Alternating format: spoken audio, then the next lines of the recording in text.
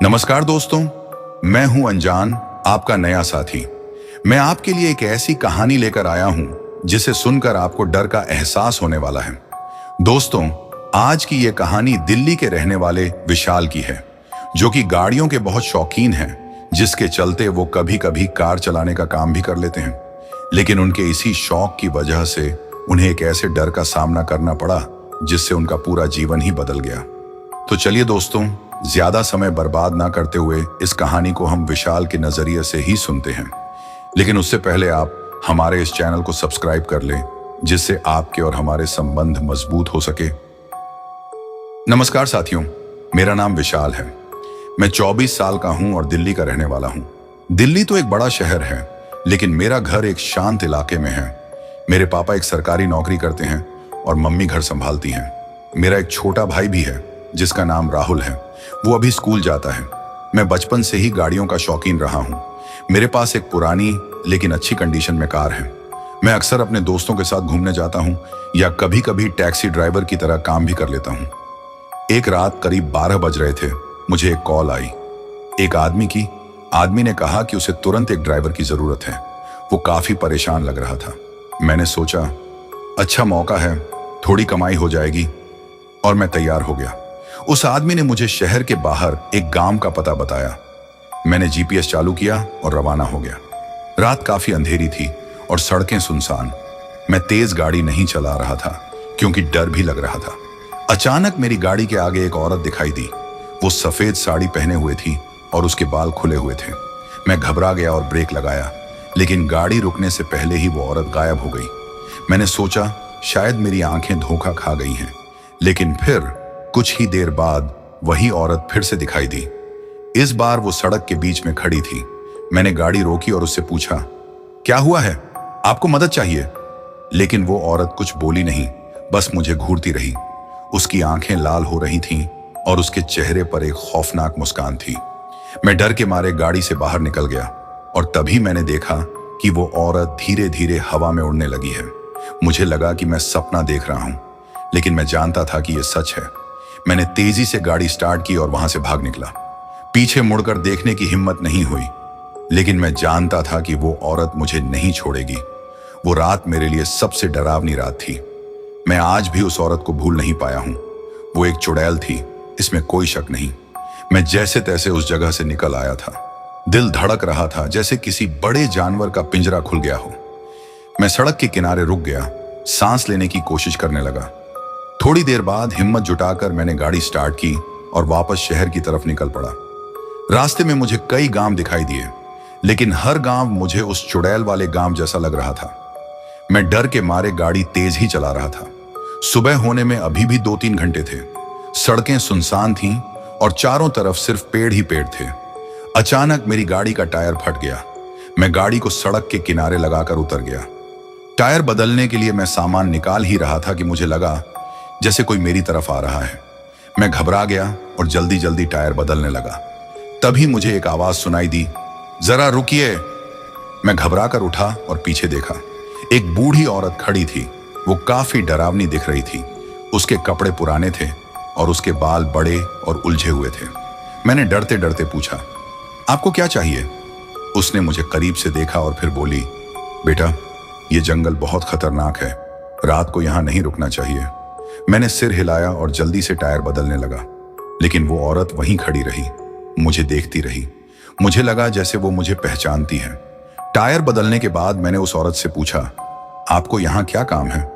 उसने मुस्कुराते हुए कहा, मैं इस जंगल की रखवाली करती हूँ। मैंने उससे पूछा, क्या आपने कभी किसी चुड़ैल को देखा है? उसकी मुस्कान गायब हो गई। उसकी आंखों में एक डर सा आ गया। उसने धीरे से कहा, बेटा, ये बातें मत किया करो। मैं समझ गया था कि वो कुछ जानती है, लेकिन वो मुझे नहीं बताना चाहती थी। मैंने उससे विदा ली और गाड़ी स्टार्ट की। जैसे ही मैं गाड़ी चलाने लगा, मैंने पीछे देखा। वो बूढ़ी औरत मुझे देख रही थी। उसकी आंखों में कुछ ऐसा था जो मुझे डरा रहा था। मैं तेज गाड़ी चलाकर वहां से निकल गया, लेकिन मेरा मन अशांत था। मुझे लग रहा था कि मैं किसी बड़े खतरे से बच गया हूं।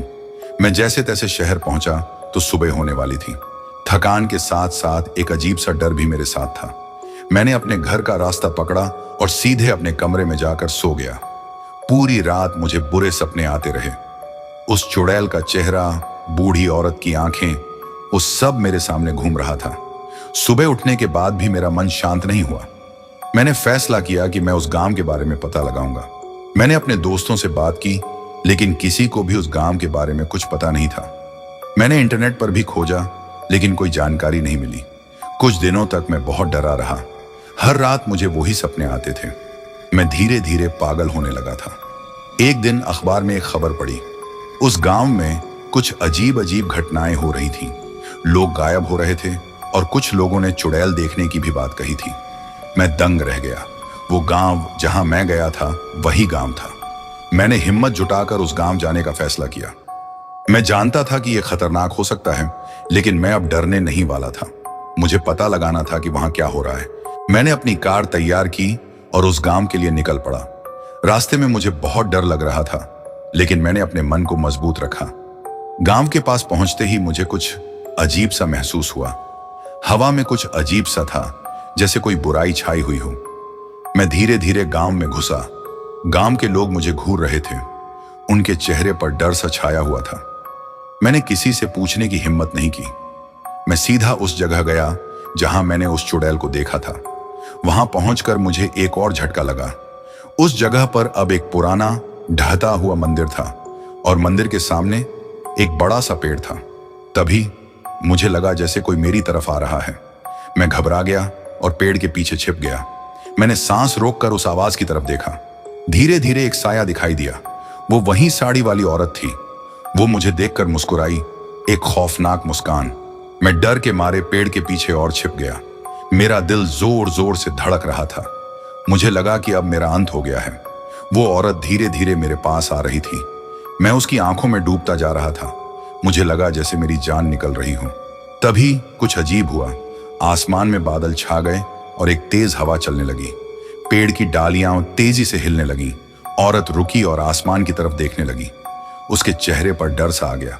फिर अचानक वो हवा में उड़ गई और गायब हो गई। मैं दंग रह गया, कुछ समझ नहीं पा रहा था। कुछ देर बाद हवा भी रुक गई और आसमान साफ हो गया। मैं पेड़ के पीछे से निकला और उस जगह गया जहां औरत खड़ी थी। जमीन पर कुछ काले रंग का पाउडर सा बिखरा हुआ था। मुझे लगा कि ये कोई जादू टोना है। मैं डरते डरते उस पाउडर को उठाकर अपने पास रख लिया। फिर मैंने उस मंदिर की तरफ देखा। मुझे लगा कि मुझे उस मंदिर के बारे में पता लगाना चाहिए। मैं मंदिर के अंदर गया। अंदर बहुत अंधेरा था। मेरे पास मोबाइल का टॉर्च था तो मैंने उसे चालू किया। मंदिर के अंदर कुछ पुरानी मूर्तियां थीं और बीच में एक बड़ी सी दिया रखी हुई थी। मैंने दिया जलाई। तभी दीवार पर कुछ लिखा हुआ दिखाई दिया। मैं पास गया और पढ़ने लगा। वहां लिखा था, इस जगह पर बुरी आत्माओं का वास है। जो भी यहां आएगा वो कभी वापस नहीं जा पाएगा। मैं डर गया। मुझे लगा कि मैं गलती कर रहा हूं, लेकिन मैं हिम्मत जुटाकर आगे बढ़ा। मंदिर के पीछे एक दरवाजा था। मैंने धीरे से उसे खोला। दरवाजे के उस पार अंधेरा ही अंधेरा था। टॉर्च की रोशनी में कुछ दिखाई नहीं दे रहा था। मैं धीरे धीरे आगे बढ़ा। हवा में एक अजीब सी ठंडक थी। मेरा दिल जोर जोर से धड़क रहा था। कुछ कदम आगे बढ़ने पर मुझे एक सीढ़ी दिखाई दी। वो सीढ़ियां बहुत पुरानी लग रही थी। मैंने सावधानी से पहला कदम रखा। सीढ़ियों के नीचे से एक अजीब सी आवाज आ रही थी, जैसे कोई रो रहा हो। मैं डरते डरते सीढ़ियां उतरने लगा। हर कदम के साथ मेरा दिल और तेजी से धड़क रहा था। आखिर में मैं नीचे पहुंच गया। नीचे एक बड़ा सा कमरा था। कमरे के चारों तरफ दीवारों पर अजीब अजीब चित्र बने हुए थे। चित्रों में कुछ डरावने जीव दिखाए गए थे। कमरे के बीच में एक बड़ा सा ताबूत रखा हुआ था। ताबूत के ऊपर एक मिरर रखा हुआ था। मिरर में मेरा चेहरा दिखाई दे रहा था, लेकिन मेरा चेहरा बहुत डरावना लग रहा था। तभी मैंने देखा कि ताबूत धीरे धीरे खुल रहा है। मैं डर के मारे पीछे हट गया। ताबूत से एक औरत निकली। वो वही औरत थी जिसे मैंने गांव में देखा था। वो मुझ पर मुस्कुराई और बोली, आखिरकार तुम आ ही गए। मैं डर के मारे चिल्लाया और भागने लगा, लेकिन वो औरत मेरे पीछे थी। वो मुझे पकड़ने वाली थी। मैंने देखा कि कमरे में एक खिड़की है। मैंने खिड़की तोड़ दी और बाहर कूद गया। मैं भागता हुआ मंदिर से बाहर निकला। मैंने पीछे मुड़कर देखा। वो औरत मेरे पीछे थी। वो मुझे पकड़ने वाली थी। मैंने तेजी से दौड़ लगाई। मैं जानता था कि अगर वो मुझे पकड़ लेगी तो मेरा अंत हो जाएगा। मैं भागता हुआ गांव से बाहर निकल गया। मैंने पीछे मुड़कर देखा। वो औरत अब दिखाई नहीं दे रही थी। मैं थक कर एक पेड़ के नीचे बैठ गया। मेरा दिल अभी भी जोर जोर से धड़क रहा था। मुझे नहीं पता था कि मैं क्या करूं। तभी मैंने देखा कि आसमान में एक तारा टूट रहा है। मैंने मन ही मन प्रार्थना की कि मैं सुरक्षित घर पहुंच जाऊं। मैं हिम्मत जुटाकर अपनी कार की तरफ बढ़ा। मैंने कार स्टार्ट की और तेजी से वहां से निकल गया। मैंने कभी पीछे मुड़कर नहीं देखा। मैं बस एक ही बात सोच रहा था कि मैं सुरक्षित घर पहुंच जाऊं। आखिरकार मैं अपने घर पहुंच गया। मैंने दरवाजा खोला और अंदर चला गया। मैंने दरवाजा बंद किया और कुंडी लगा ली। मैं अपने कमरे में गया और बिस्तर पर लेट गया। मैं बहुत थका हुआ था, लेकिन मैं सो नहीं पा रहा था। मुझे लग रहा था कि वो औरत अभी भी मेरे पीछे है। मैं डर के मारे रोने लगा। तभी मैंने देखा कि मेरी मेज पर वो काला पाउडर रखा हुआ है जो मैं मंदिर से लाया था। मैंने उस पाउडर को उठाया और खिड़की से बाहर फेंक दिया। फिर मैंने अपनी आंखें बंद कर ली और प्रार्थना करने लगा। मैं नहीं जानता कि क्या हुआ, लेकिन धीरे धीरे मुझे नींद आने लगी। जब मैं उठा तो सूरज की रोशनी मेरे कमरे में आ रही थी। मैंने खिड़की से बाहर देखा। सब कुछ सामान्य लग रहा था। मैं उठकर पानी पीने गया। जब मैं वापस आया तो मैंने देखा कि मेरी मेज पर एक नोट रखा हुआ है। नोट में लिखा था, तुम सुरक्षित हो, लेकिन अब कभी वापस मत आना। मैं समझ गया था कि वो नोट उस औरत ने लिखा था। मैंने नोट को फाड़ दिया और फेंक दिया। मैंने फैसला किया कि मैं कभी भी उस गांव के बारे में नहीं सोचूंगा, लेकिन मैं जानता था कि वो रात मेरे जीवन की सबसे डरावनी रात थी। उस रात के बाद मेरा जीवन बदल गया। मैं पहले जैसा नहीं रहा। हर रात वो चुड़ैल मेरे सपनों में आती थी। मैं डॉक्टरों के पास गया, लेकिन कोई फायदा नहीं हुआ। दवाइयों ने भी मेरी नींद नहीं लाई। दिन बीतते गए और मेरा डर धीरे धीरे कम होता गया। लेकिन वो रात, वो गांव, वो चुड़ैल, ये सब मेरे दिमाग से कभी नहीं निकले। मैंने अपनी जिंदगी बदलने की कोशिश की, नई नौकरी की, नए दोस्त बनाए, लेकिन अंदर ही अंदर एक खालीपन सा रह गया था।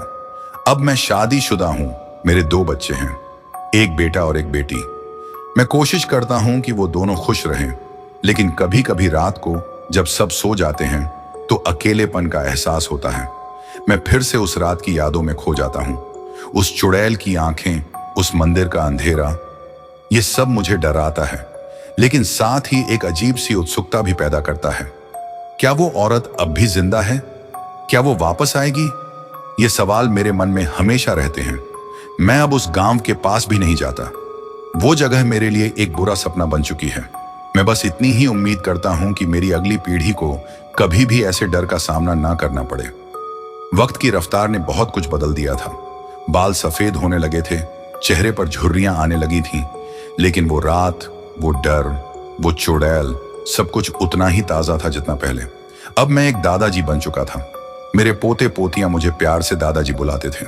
उनके साथ खेलना, उनकी हंसी देखना मुझे जिंदगी की एक नई समझ देता था। एक दिन मेरी पोती आंचल मेरे पास आई। वो बहुत ही जिज्ञासु बच्ची थी। उसने मुझसे पूछा, दादाजी आप हमें कभी कोई डरावनी कहानी सुनाते क्यों नहीं? मैं मुस्कुराया। मुझे याद आई वो रात, वो डर। लेकिन फिर मैंने सोचा शायद ये सही वक्त है कुछ बातें बताने का। मैंने आंचल को गोद में उठाया और धीरे से कहना शुरू किया। एक बार की बात है, मैंने उसे पूरी कहानी सुनाई, लेकिन डरावने हिस्सों को कम करके। मैंने उसे बताया कि डरना बुरा नहीं है, लेकिन उसे लड़ना जरूरी है। कहानी खत्म होने के बाद आंचल ने मेरी आंखों में देखा और कहा, दादाजी आप बहादुर हो। मैंने उसे अपनी बाहों में कसकर पकड़ लिया। उस पल मुझे लगा कि शायद वो डर, वो खौफ, सब कुछ पीछे छूट गया है। शायद अब मैं उस रात से आगे बढ़ सकता हूं। अगले दिन आंचल ने अपने दोस्तों को भी वो कहानी सुनाई। धीरे धीरे पूरी कॉलोनी में मेरी कहानी फैल गई। लोग मुझे बहादुर कहने लगे। मुझे अच्छा लगता था, क्योंकि मैं समझ गया था कि डर को जीतना ही असली बहादुरी है, और मैंने ये कर दिखाया था। अब जब भी रात होती और अंधेरा घिरता तो मैं डरता नहीं था, बल्कि मैं उस रात को याद करता था जो मुझे मजबूत बना चुकी थी।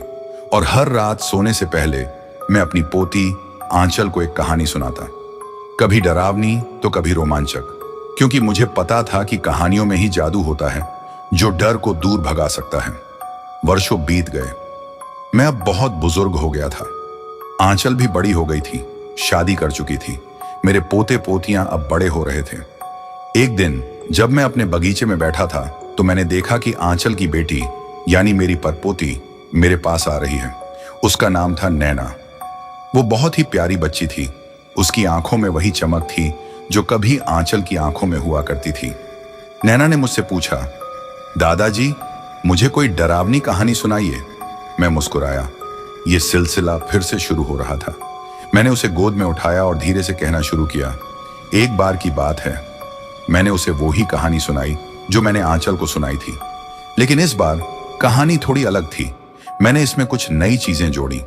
मैंने उसे बताया कि डर से कैसे दोस्ती की जा सकती है और कैसे वो हमें मजबूत बना सकता है। कहानी खत्म होने के बाद नैना ने मेरी आंखों में देखा और कहा, दादाजी, आप बहुत बहादुर हो। मैंने उसे प्यार से दुलारा। मुझे लगा जैसे समय एक चक्र की तरह घूम रहा है। एक पीढ़ी से दूसरी पीढ़ी तक कहानियां चलती रहेंगी, डर बदलते रहेंगे, लेकिन जिंदगी की यही ताकत है कि हम हर चुनौती का सामना करते हैं और आगे बढ़ते हैं। मैंने आंखें बंद की और उस रात को याद किया, उस डरावनी रात को जिसने मुझे इतना कुछ सिखाया था। मैं मुस्कुराया, क्योंकि अब मुझे पता था कि डर सिर्फ एक भावना है जिसे हम काबू में कर सकते हैं। और जब मैं अपनी आंखें खोला तो मैंने देखा कि सूरज ढल रहा है और आसमान में एक खूबसूरत नजारा था। मैं शांत था, संतुष्ट था, क्योंकि मैं जानता था कि मेरी कहानी आगे भी चलती रहेगी, नई पीढ़ियों के साथ। और इस तरह एक डरावनी रात की कहानी एक उम्मीद की कहानी बन गई। जीवन एक वृत्त की तरह है, यह समझ मैंने तब गहरी की जब मैं अपने जीवन के अंतिम पड़ाव पर था। बीमारी ने मुझे अपने आंचल में लपेटना शुरू कर दिया था। अस्पताल के सफेद कमरे की चार दीवारियां मेरे जीवन के आखिरी अध्याय की साक्षी बन रही थी। मेरी नजर खिड़की से बाहर जा रही थी। सूरज धीरे धीरे डूब रहा था। उसमें एक अद्भुत शांति थी, जैसे वो भी मेरे साथ इस विदाई के पल को साझा कर रहा हो। मैंने अपनी आंखें बंद की और अपने जीवन के पन्ने पलटने लगा। बचपन की मासूमियत से लेकर युवावस्था के उफान तक प्यार, हंसी, गम, सब कुछ एक फिल्म की तरह मेरे सामने घूम रहा था। और फिर वो रात, वो चुड़ैल, वो डर, सब कुछ एक धुंधली सी याद बनकर रह गया था। मैंने महसूस किया कि डर, जो एक समय मेरा साथी था, अब एक परछाई बनकर रह गया था। जीवन ने मुझे इतना कुछ दिया था कि डर की कोई जगह नहीं बची थी। अस्पताल के कॉरिडोर में पैरों की आहट हुई। मेरी बेटी आंचल मेरे पास आई। उसका हाथ मेरे हाथ में था। उसकी आंखों में डर था, लेकिन वो मुझ पर मजबूत रहने की कोशिश कर रही थी। मैंने उसकी आंखों में देखा और मुस्कुराया। मैंने उसका हाथ अपने हाथों में कसकर पकड़ा। डरो मत बेटी, मैंने धीरे से कहा। जिंदगी चलती रहती है, हर अंत एक नई शुरुआत का रास्ता खोलता है। उसकी आंखों से आंसू बहने लगे, लेकिन उसके चेहरे पर एक मुस्कान भी थी। मैंने उसकी आंखों में देखा और समझ गया कि वो समझ गई है। वो समझ गई है कि जीवन एक चक्र है और मृत्यु सिर्फ एक नया अध्याय है। मैंने आंखें बंद की और फिर शांति। तो दोस्तों, आज की ये कहानी आपको कैसी लगी? कमेंट करके हमें जरूर बताएं। साथ ही ये भी बताएं कि आप हमारी कहानी को कहां से सुन रहे हैं, और साथ ही अपना नाम भी बताएं, ताकि मुझे पता चल सके कि हमारी कहानी को कौन कौन सुनता है।